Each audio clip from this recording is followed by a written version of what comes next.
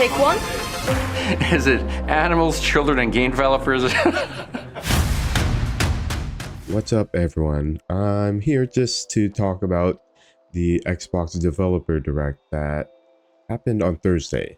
And there was a lot of hype around this direct just because last year Xbox knocked it out of the park with the Shadow Drop announcement of Hi-Fi Rush. And that was one of the best games that I played last year. They even tempered expectation, announcing that there's no Shadow Drop with this direct. But that doesn't mean that they're gonna miss the mark on anything, really. Nothing suggests that, and I'm really excited to see what they have in store. And from the 5 games they showed, 4 initially when they made the announcement of the direct, they have some potential and they vary. So let's get into the direct and talk about some of the games that the Xbox Direct showed off. First off was Obsidian Entertainment with Avowed. Avowed was showed off a couple years ago at a Xbox showcase, I believe. And since then, we haven't heard much of it. Avowed is pitched as a first-person action RPG, where you can combine magical elements and melee combat and gunplay with very satisfying first-person mechanics. It isn't the first time Obsidian tackled a first-person perspective. Obsidian also created The Outer Worlds, which was also under the banner of Xbox. They show a lot of the gameplay, the combat, the gunplay, how magic and mixing that and melee combat together. It looks like a really cool combination that not a lot of games I've seen nail. Obsidian also showed off an area called Shatterscarp. These lands are sandy, very dry, red, kind of looks very hot, and I don't want to go there. Along with Shatterscarp, they also showed off some of the dialogue choices that you'll interact with in the game. They explained that as when completing a mission, you'll have choices to change an outcome or make a difficult choice that you wouldn't otherwise. It feels and looks like Baldur's Gate's dialogue tree, and even the way that the camera perspective is laid out is very similar to Baldur's Gate 3. And that's fine. I think that dialogue is great in many ways, and I don't really like how it's locked onto the conversation, but it does a great job at presenting you with the character and seeing the facial expressions from those characters. One thing that really popped up to me with Avowed was the environmental design and the art design. I really love the fantasy feel, but from what they showed off, it didn't feel high fantasy. I felt a little more grounded than what I would expect a fantasy game from Obsidian. Then they capped it off with a fall 2024 release date, which is not that far away, and them not putting a full date on it is worrisome. That I feel like it's going to get pushed back, and being in fall, it might get pushed back till 2025. I feel like Avowed and the team there at Obsidian has the understanding of the scale they want with the game, and they hit those targets. But fall 2024, I'm looking forward to that 100%. Next up is Ninja Theory's Hellblade: Senua's Sacrifice. And this game was showed off before the Xbox Series X announcement. We haven't seen anything from it much at all. The first time we saw it was a cinematic trailer with the drums beating and hearing the grunts on the side. It was pretty much just a set piece to tell the viewer, the players, that this is going to be the vibe of the game. And from what they showed us from the direct, it seems like there was a lot more Hellblade. And that's great, because Ninja Theory did a great job of the audio design with the 3D audio and hearing the voices around your head. And that kind of makes that immersive feel that not a lot of games focus on nowadays.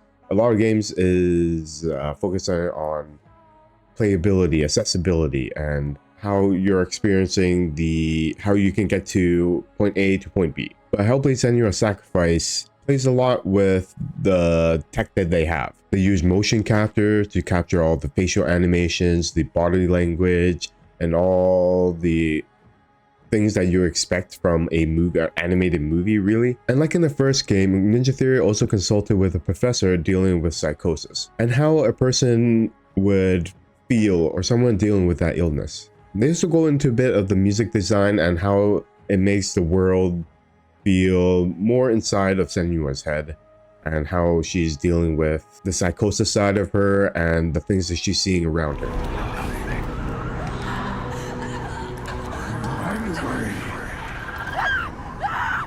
The game's not too far off. It's releasing on May 21st, and I don't think this is getting pushed at all. The game is very much clearly playable from what you see from the trailer. They've been working on this, like I said, even before the Xbox Series X was released. So they had a lot of time to sink their teeth into this project, and I feel like it's gonna blow people away. Then Square Enix came in as a surprise guest.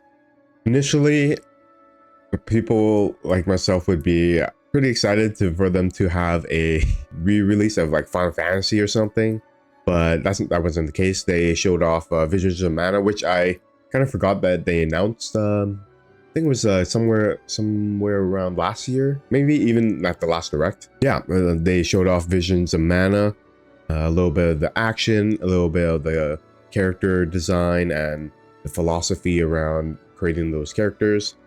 And similar to the Trials of Mana they remade in 2020, the third-person action perspective was a very good addition in my opinion. I like the overhead isometric perspective, but in 2024, I kind of wanted to have that 3D action feel and that physical pump that you can feel with an action game. And I know it's a JRPG, so nothing's like grounded, and the impact of a combat is different from like gun impact or anything like that. It just makes the combat feel more fluid, more engaging, and I feel like having that 3D space in that combat style gives more of an impact of creating different playstyles, different builds of your companions. And from the 2020 version that I played, the remake, it was telling a different story of each companion, and you control those companions at will. So if it's anything like that, that would be an amazing addition and something that I would enjoy in a JRPG. They also have these mounts, which is a new addition to the series, and again, that really impacts the 3D space that they built the game on. And of course, it's a Square Enix game, and they're iconic for their music, and every time they release a new music with a game title, it's always great to hear. And even having their own symphonies and musicals, it's kind of insane that they can even pull that off. But with their history, it kind of makes sense, and the amount of music they created, it makes sense 100%.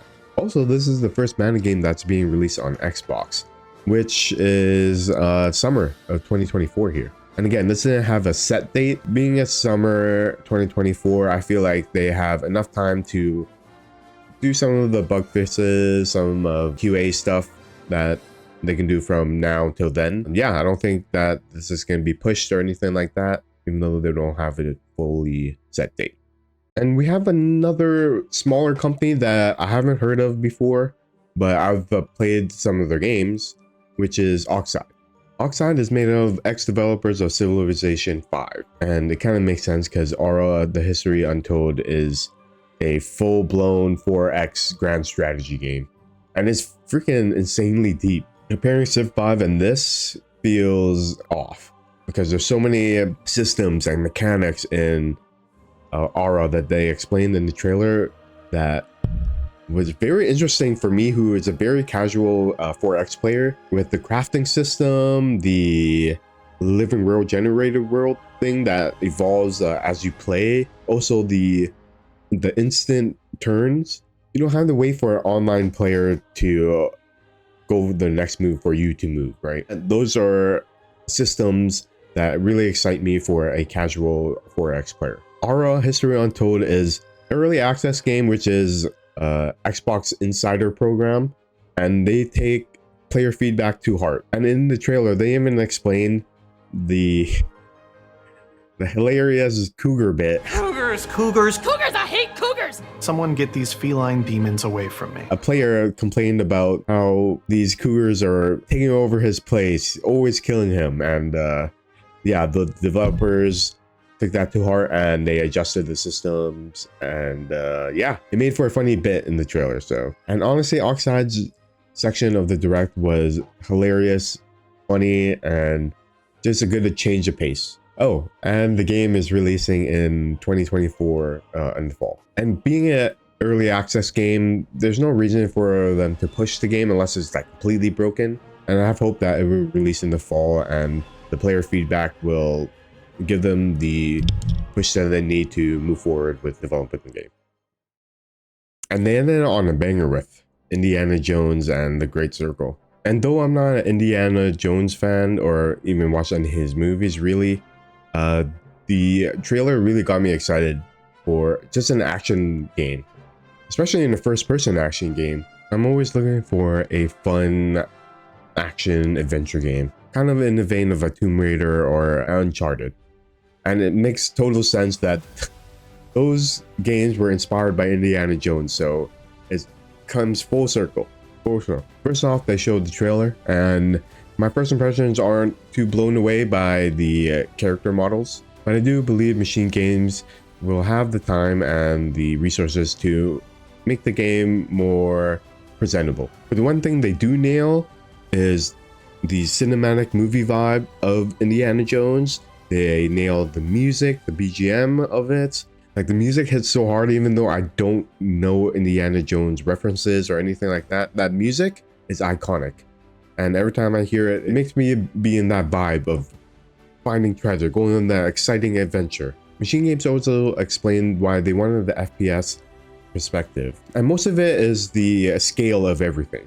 When you walk up to a giant tomb or a pyramid or something like that, you want your character to look up and see that giant, whatever it is, pyramid, a tomb, or a gate, whatever the case may be. But they also understand that Indiana Jones has iconic moments in third person, where you see the behind the back, kind of like Cloud in Final Fantasy VII. But yeah, you kind of see that behind the back with the hood, with the hat down, right? Those moments will be more cinematic, and they want that camera to be pulled back to third person when those cinematic moments are happening. And this wouldn't be an Indiana Jones game if there weren't insanely hard puzzles to figure out, and secret ones for that matter. I feel like in Uncharted, you kind of just followed the path and all the puzzles were kind of laid out for you. All you had to do is put them together. And in Tomb Raider, it was more free-formed, where exploration really rewarded you for finding a cave or anything that involves cave diving or exploration. And I feel like Indiana Jones is taking the Tomb Raider model, where you're exploring and then you kind of stumble upon a mission that takes you to a cave. But then as you're moving along in that direction, you kind of see something else that catches your eye, and lo and behold is a secret dungeon, a secret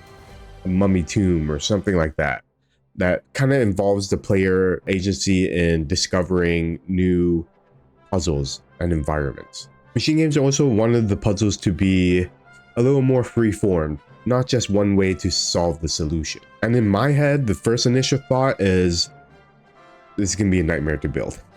But it's so smart. It makes you want to do puzzles in different ways, and you don't have to follow a guide, right? There's more smart ways to figure out this puzzle, this environmental puzzle.